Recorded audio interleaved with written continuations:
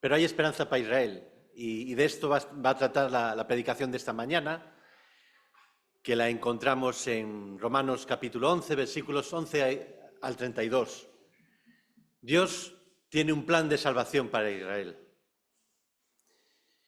Y todos sabemos que desde octubre del año pasado, pues Israel está en guerra en Gaza. Y si le hiciéramos una encuesta a los israelitas que viven en el Estado de Israel y le preguntásemos qué es lo que más desean, estoy seguro que una de las palabras que más aparecería sería la palabra paz. Israel es una nación acostumbrada al conflicto, a la guerra. Y Dios tiene un plan para ellos. Y es lo que vamos a ver en esta mañana. Repito, Romanos 11, versículos 11 al 32. Y vamos a dividir este texto, que se centra en Israel, en tres grandes partes. La primera parte serían los versículos 11 al 24, y en ellos el apóstol Pablo nos va a exponer a los creyentes gentiles, a los creyentes que no somos judíos, nos va a exponer 4 argumentos que justifican, que prueban que Dios restaurará espiritualmente y devolverá esa tan ansiada paz al pueblo judío. La segunda parte serían los versículos 25 al 29 y sería, digamos, una parte profética breve, muy breve del apóstol sobre cómo, cuándo será esa restauración y sobre la irrevocabilidad de esa restauración. No se puede anular, está dentro del plan de salvación de Dios para el pueblo de Israel. Y por último, la tercera parte serían los versículos 30 al 32, en la cual el apóstol termina con un principio fundamental sobre el propósito de salvación que Dios tiene tanto para los creyentes judíos como para los creyentes gentiles que somos nosotros, que somos creyentes no judíos. Así que trataré en esta media hora de resumir estos 22 versículos, 21-22 versículos. Y empezamos por los 4 argumentos del apóstol. Y el primer argumento para justificar, para probar que habrá restauración para Israel, lo encontramos en el versículo 11. Leamos. Digo pues, ¿han tropezado los de Israel para que cayesen? Todos sabemos que el pueblo judío permitió que Jesús fuese crucificado injustamente. Jesús resucitó y aún así, cuando se fundó la Iglesia y empezaron los viajes misioneros, empezaron todos los creyentes a predicar el Evangelio, pues como vemos en el libro de Hechos, la mayoría de los que se convertían no eran los judíos, sino que eran los no judíos, los gentiles. Ahora bien, este tropiezo, esta transgresión que nos decía Esteban hace unos minutos, ¿es definitiva o hay esperanza? Pues el propio apóstol nos contesta a continuación. ¿Han tropezado los de Israel para que cayesen? Se pregunta. Y nos contesta el propio apóstol. En ninguna manera. Pero, por su transgresión, vino la salvación a los gentiles. Y fijaos ahora la clave de este versículo. Para provocarles a celos.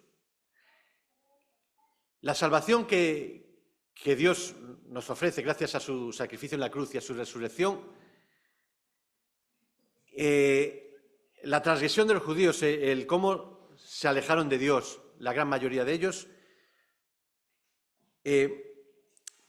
también tiene un objetivo, y es que el pueblo, los judíos que todavía no son creyentes, al vernos cómo nosotros hemos decidido seguir a Cristo y ver cómo Él día tras día nos va transformando y cambiando nuestra vida, transformándonos con el Espíritu Santo, que esa transformación que el Señor va obrando en cada uno de nosotros les provoque celos, pero celos de desear tener eso que tenemos, que es la salvación de Dios, tener su presencia en nuestras vidas, el Espíritu Santo. Así que seamos conscientes de ello. Desde que Cristo fundó la Iglesia, el día de Pentecostés, uno de sus deseos sigue ahí, que el pueblo judío, que la mayoría de los judíos vuelvan a la verdad, a Cristo. Que nuestro caminar diario les provoque ese deseo. Y ahora yo me pregunto, desde el día de Pentecostés hasta ahora, hasta el 2024, si analizamos el cristianismo, la verdad que nuestras vidas cristianas, en general, tendríamos que mirar, no han propiciado, pienso yo, mucho que los israelitas, que los judíos, que se acerquen a Cristo. Fueron expulsados aquí en Castilla en el año 1492, en la época de los Reyes Católicos. Fueron expulsados de Rusia en el siglo XVII, creo. Podríamos estar indagando a lo largo de los siglos hasta acabar con el holocausto de 6 millones de judíos aproximadamente que hizo el pueblo alemán, ¿no? No hemos contribuido mucho a que los judíos se replanteen volver a Cristo. Así que seamos conscientes de ello, ¿no? El segundo argumento de Pablo para justificar que va a haber restauración para ellos lo encontramos en el versículo 12 al 15. Os invito a leerlos conmigo. Y si su transgresión es la riqueza del mundo, lo hemos visto al principio, y su defección la riqueza de los gentiles, cuánto más su plena restauración. Porque a vosotros hablo, gentiles, por cuanto yo soy apóstol a los gentiles, honro mi ministerio, por si en alguna manera pueda provocar a celos a los de mi sangre y hacer salvos a algunos de ellos. El primer argumento que hemos visto, ¿no?, en el versículo 11. Porque si su exclusión es la reconciliación del mundo, al haber ellos desechado a Cristo, Esteban nos habló del pacto unilateral de Cristo en la cruz del Calvario, su resurrección, todo mérito de Él, ¿no?, lo que teníamos que pagar cada uno de nosotros. Porque si su exclusión es la reconciliación del mundo, consecuencia de que ellos se alejaron de Dios, ¿no?, ¿qué será? Pero hay una esperanza. ¿Qué será su admisión? Sino vida de entre los muertos. No nos olvidemos, y este es el segundo argumento, nosotros ya hemos sido reconciliados con Dios a nivel mundial, los no judíos, los gentiles, por su transgresión. Pero también la futura bendición mundial, aún superior a la que tenemos, que todos sabemos que acontecerá en la segunda venida, esa está ligada, no lo olvidemos, está ligada a también la plena restauración del pueblo de Israel. ¿Y cuándo y cómo será eso? Pues eso lo veremos dentro de unos minutos en la segunda parte, en los versículos 25 al 29. Pero debemos estar atentos a lo que le ocurre al pueblo de Israel. Y los últimos tiempos se están acercando. Y no solo es la esperanza que tenemos, que debemos mantener desde que Cristo resucitó, ¿no?, de esperar su segunda venida, es que los hechos que están ocurriendo desde hace 70 años nos dan pie a ello. Después de estar dispersados casi 2000 años, Israel volvió a tener su estado. Y vemos que se están dando condiciones para que venga la tribulación y la segunda venida de Cristo. Así que no nos olvidemos de esto. La restauración de Israel está muy unida a nuestra futura bendición mundial. Y ya lo veremos más en profundidad en la segunda parte. Seguimos avanzando. Tercer argumento. Versículo 16. Si las primicias son santas, también lo es la masa restante. Y si la raíz es santa, también lo son las ramas. Cuando se ofrendaba a Dios la masa, se hacía un sacrificio a Dios, se ofrecían las primicias. Se cogía un montón de masa, pero lo que se ofrecía eran solamente las primicias. Y el apóstol nos dice que ya con la ofrenda de las primicias englobaba al resto de la masa, ya era suficiente. Pues este simbolismo está claro que Pablo se está refiriendo a Abraham. Abraham es las primicias, es el elegido por Dios, es el padre, ¿no?, de la nación de Israel. Y su hijo Isaac, su nieto Jacob, todos sabemos, su bisnieto José, etcétera, ¿no? Todos los personajes del Antiguo Testamento son las primicias. Ahora bien, queda aquí claro que esa promesa de las primicias se va a cumplir en la masa restante. ¿Y quién es la masa restante? Pues los judíos que acepten a Cristo desde su resurrección, que lo han aceptado en estos 2000 años que ya llevamos, que lo acepten ahora en el presente, ojalá cuanto más mucho mejor, y que lo aceptarán en ese avivamiento espiritual del pueblo judío que veremos también más adelante. Hay esa promesa, hay esperanza para Israel, hay un plan de salvación para Israel, como estamos viendo, que es el tema central de esta mañana. Último argumento, el más largo, el cuarto,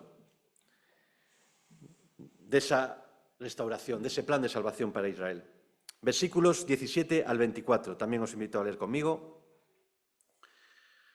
Pues, si algunas de las ramas fueron desgajadas, se está refiriendo al pueblo judío, lógicamente, y tú, siendo olivo silvestre, has sido injertado en lugar de ellos y has sido hecho participante de la raíz y de la rica savia del olivo, no te jactes, no te enorgullezcas contra las ramas.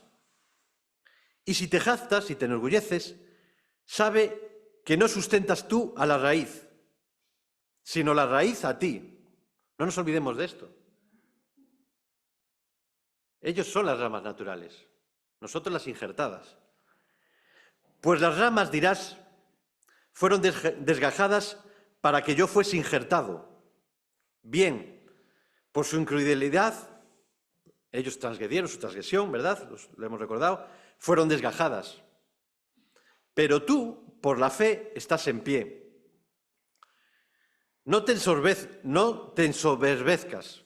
Tercera vez que el apóstol vuelve a tocar el tema de que no nos enorgullezcamos, que no nos jactemos, no nos ensoberbezcamos, sino teme, respeta reverentemente a Dios. Porque si Dios no perdonó a las ramas naturales, a ti tampoco te perdonará. Seguimos, versículo 22. Mira pues la bondad y la severidad de Dios. La severidad ciertamente con los que cayeron, con ellos. Pero la bondad para contigo, como creyente no judío. Con una condición: si permaneces en esa bondad, pues de otra manera tú también serás cortado. Nos acordamos de las 7 iglesias del Apocalipsis, ¿verdad? Había unas advertencias. Y luego, con el paso de los años, eran unas advertencias a corto plazo, pero desgraciadamente la gran mayoría de las iglesias, todos las sabemos, Éfeso, Esmirna, la Odisea, Tesalónica, etc., ¿no? La gran mayoría de ellas, de esas 7, esas congregaciones locales desaparecieron. Fueron cortadas. Tengamos cuidado. Como dijo anteriormente, respetemos reverentemente a Dios. Temamos. Todo proviene de Él.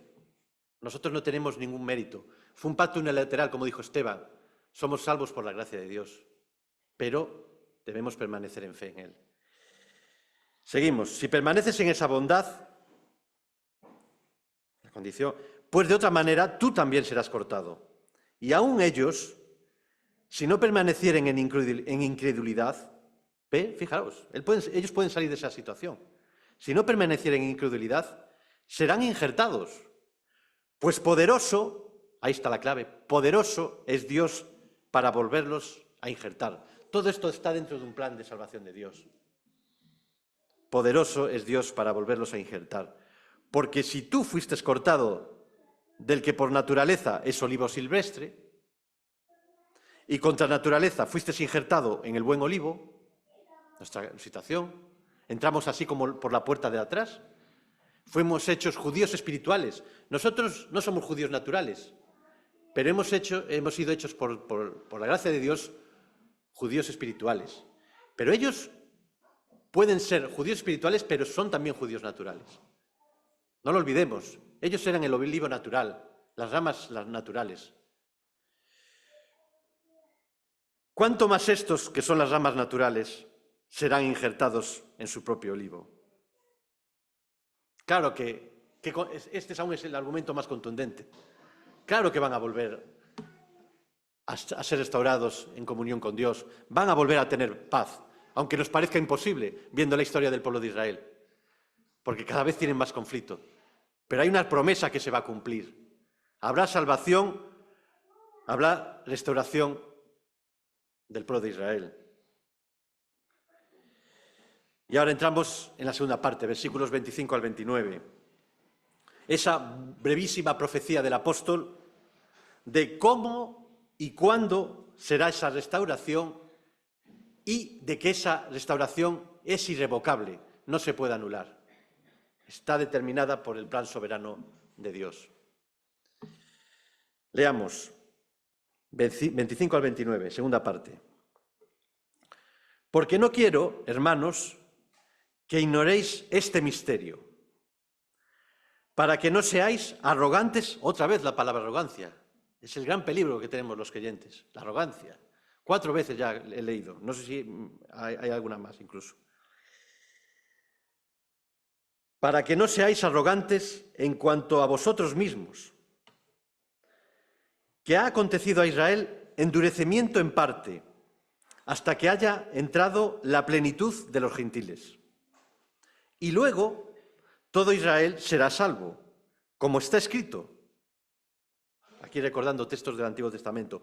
Como está escrito, vendrá de Sión el libertador, que apartará de Jacob la impiedad. Y este será mi pacto con ellos, cuando yo quite sus pecados. Así que, en cuanto al Evangelio, son enemigos por causa de vosotros. La gran mayoría del pueblo de Israel rechaza a Cristo, es una realidad. Pero, en cuanto a la elección, son amados por causa de los padres, las primicias que vimos en el tercer argumento, la promesa que le hizo Abraham, los patriarcas, lo que pasó, los judíos fieles que hemos visto, que están reflejados documentalmente en el Antiguo Testamento, a lo largo del Antiguo Testamento. Amados por causa de los padres, porque irrevocables, y no se pueden anular, irrevocables son los dones y el llamamiento de Dios. Qué bendición, qué fidelidad la de Dios. No solo para nosotros los gentiles, sino para los judíos. Y aquí hay varias cosas interesantes que creo conveniente matizar en esta mañana. Primero, ¿a qué misterio se refiere el apóstol en el versículo 25?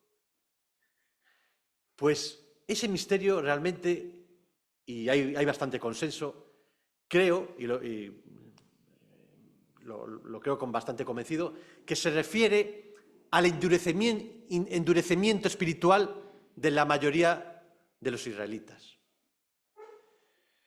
Es como un fenómeno sobrenatural, que uno de los pueblos más religiosos del mundo, por no decir el que más, en general, en su grandísima mayoría, rechacen el Evangelio de Cristo. Es un misterio realmente. Hay un endurecimiento espiritual. Sin embargo, también hay buenas noticias, no todo es malo. Y si avanzamos, vemos que nos dice endurecimiento en parte. No todos los israelitas han rechazado a Cristo desde que Él resucitó. Hay un porcentaje, es verdad, minoritario, que lo han aceptado, lo aceptan actualmente y lo aceptarán en el futuro. Y ya no digamos el avivamiento espiritual que vamos a tocar ahora mismo. Y aparte, este endurecimiento es limitado en el tiempo. Y aquí es donde entramos en el meollo de esta segunda parte. ¿Cuándo será restaurada Israel? ¿En qué época de la historia ocurrirá? ¿Cuándo?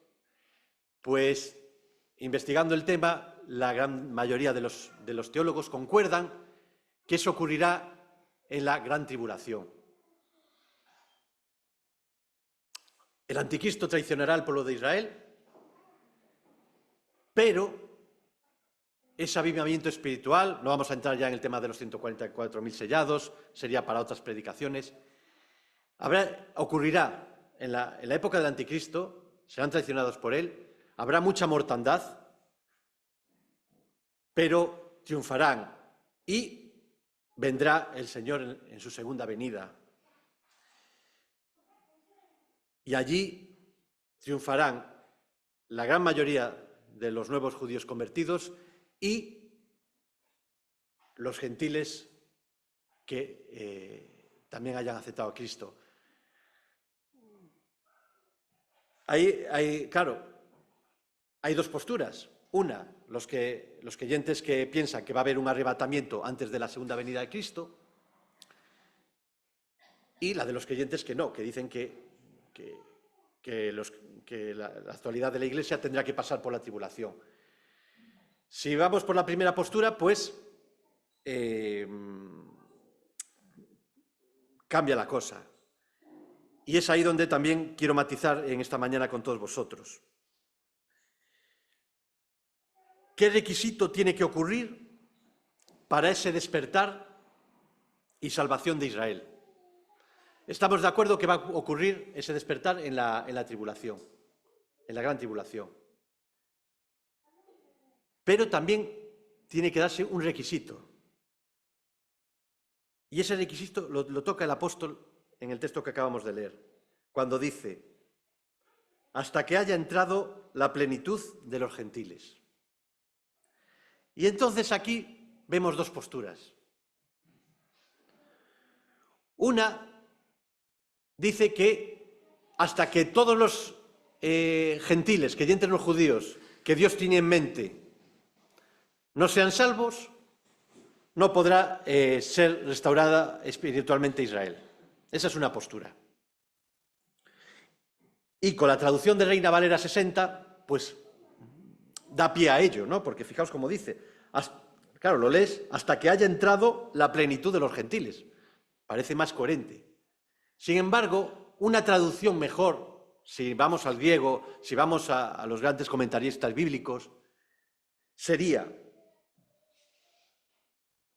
hasta el cual tiempo, en vez de que hasta que haya entrado, sería mejor, hasta el cual tiempo de la plenitud de los gentiles. Y esto cambia, porque aquí entraría la segunda postura, y la que yo también pienso que es mejor, y que está relacionada, porque también tenemos que ver el contexto, que está relacionada con lo que vimos en el versículo 11, de la restauración espiritual de Israel. Por lo tanto, yo me inclino a que la restauración de Israel no ocurrirá, ocurrirá, todos estamos de acuerdo, en la gran tribulación, pero no ocurrirá tampoco hasta que se dé el requisito de que los gentiles, los creyentes no judíos, vivamos una vida cristiana plena, con nuestros errores, porque tendremos pecado, pero una vida cristiana impactante. Amor, gozo, los 9 frutos del Espíritu Santo. Una vida cristiana que impacte a nivel mundial y que favorezca ese despertar, ese avivamiento que va a ocurrir en el pueblo de Israel. Y eso puede ser, como dije anteriormente, con los nuevos creyentes que vivan después del arrebatamiento, que se conviertan después del arrebatamiento si nos inclinamos por esa postura, o para la Iglesia de los últimos días, si no hay arrebatamiento, que tenga que pasar por la gran tribulación. Pero está claro que en la gran tribulación los creyentes no judíos que vivan en esa época van a vivir una vida cristiana impactante. Habrá pecado, tendrán errores, como tenemos todos, pero una vida impactante. Va a haber mártires, va a volver a haber mártires, las van a pasar, va a haber calamidades tremendas, eso es impepinable. Y eso todos lo sabemos la mayoría, ¿no? Viene profetizado en Antiguo, Nuevo Testamento. Así que tengamos eso presente y reflexionemos en nuestra vida espiritual. No solo en el pasado que he mencionado anteriormente, judíos expulsados de muchísimos países a lo largo de la historia, nosotros mismos los expulsamos en 1492, los rusos hicieron unas matanzas también tremendas, y la peor de todas, la de Hitler, la del régimen nazi de 1939 al 45. Pero tenemos que ser conscientes que también tenemos esa responsabilidad con el pueblo judío.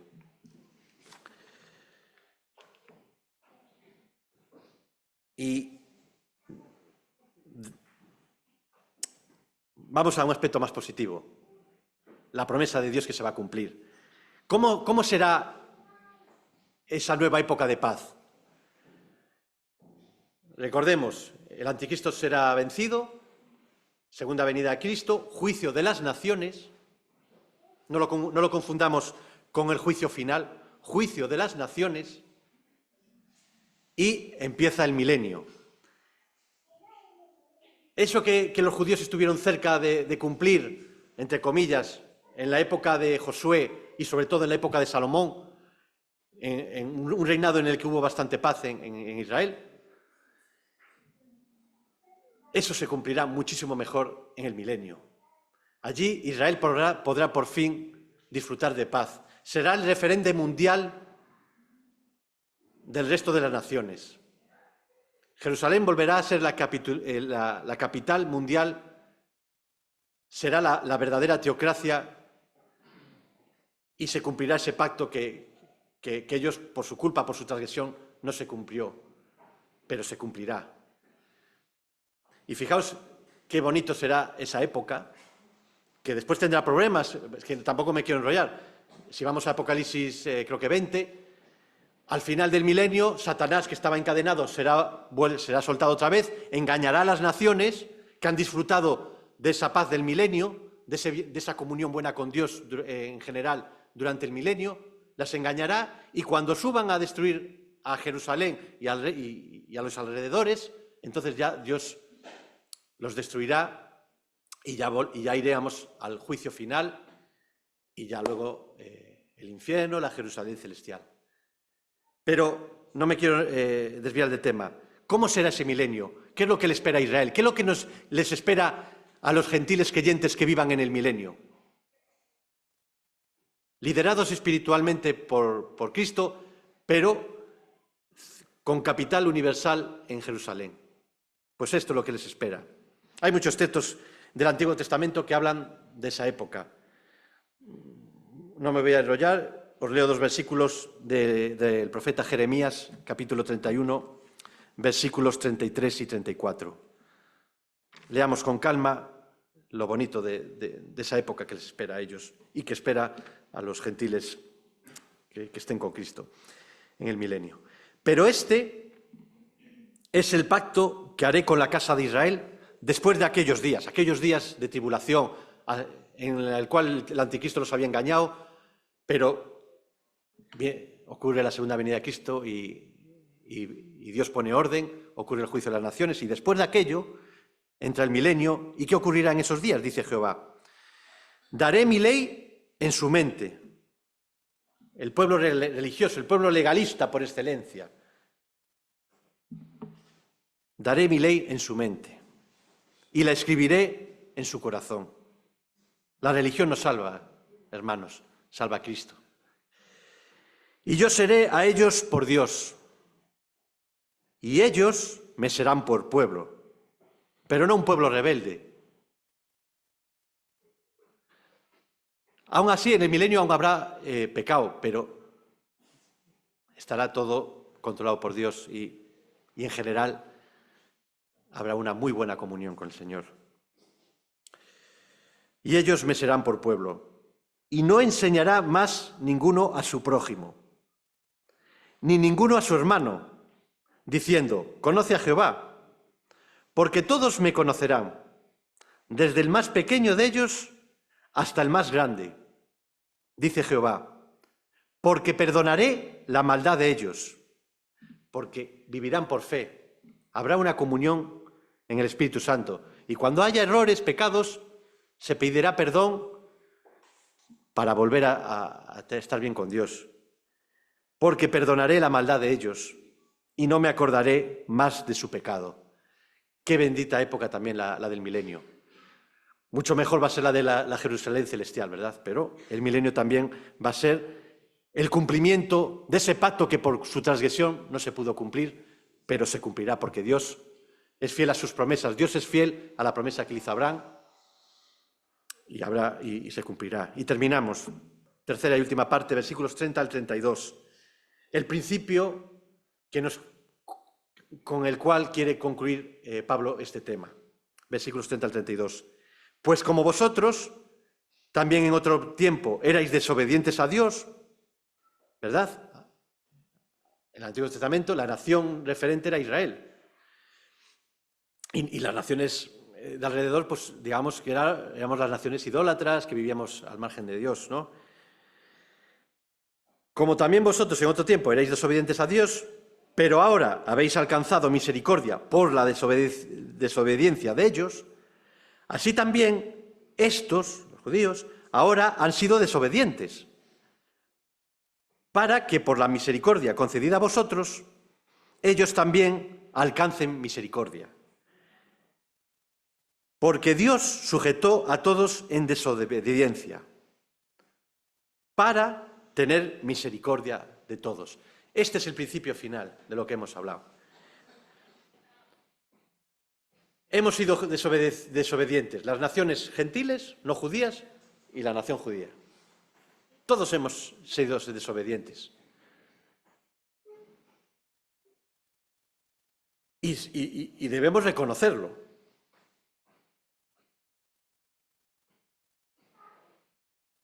Porque si en esta mañana te estás dando cuenta de que nunca te has tomado en serio si realmente tienes a Cristo en tu vida, si nunca te has planteado de que estás viviendo realmente una vida de desobediencia, es el momento de pedir la misericordia de Dios, para tener misericordia de todos. Dios no hace acepción de personas, Dios no hace distinción ni de razas ni de naciones. Dios quiere que todos seamos salvos. Dios nos ofrece su gracia. Dios quiere darnos su misericordia. Pero para ello debemos ser conscientes de que nacemos con el pecado, de que nacemos con la tendencia a desobedecer a Dios y que para ser salvos tenemos que poner la fe y arrepentirnos reconociendo que sin Él no hay solución. ¿Quieres hacerlo en esta mañana? ¿O quieres seguir justificándote en, bueno, no soy tan malo? Realmente hay muchas más personas más malas que yo. Fíjate, hasta vengo a la iglesia, participo en actividades. Tampoco he hecho cosas tan malas en la vida. Y creo que Jesús existió y murió en la cruz. Y resucitó. Sí, pero yo te pregunto, ¿pero realmente te sientes pecador delante de Dios? ¿Quieres que Él transforme tu vida? ¿Quieres arrepentirte? ¿Quieres poner la fe en Cristo? También los demonios tiemblan, creen en Jesús y tiemblan, ¿verdad? Cuando lo perciben. Pero no se han arrepentido ni han puesto su fe en que Él sea el Señor de sus vidas. ¿Quieres hacerlo tú en esta mañana? ¿O quieres seguir la postura mayoritaria actual del pueblo judío? Oremos.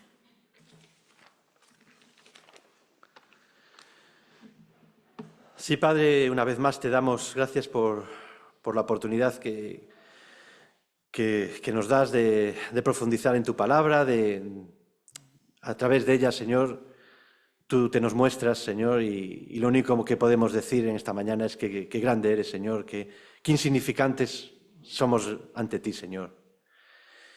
Tú tienes un plan desde el principio, Señor, desde siempre, Señor, y ese plan se va a cumplir. Ahora bien, Señor, cada uno de nosotros, de los que estamos aquí, cada uno de las criaturas que has creado a lo largo de la historia, somos responsables de a dónde queremos ir, Señor. Si queremos seguir viviendo lejos de ti, o de si queremos asirnos de tu misericordia, poner sinceramente nuestra fe en ti, Señor. Tú nos das libertad de elección. Y te pedimos en esta mañana que si hay alguna alma que se está dando cuenta de que no te tiene como Señor de su vida, que se entregue a ti, Señor, que se derrumbe, Señor, que se arrepienta y ponga la fe en ti, Señor. Lo pedimos con todo nuestro deseo, Señor, en esta mañana. A ti sea la gloria una vez más, en tu santo nombre. Amén.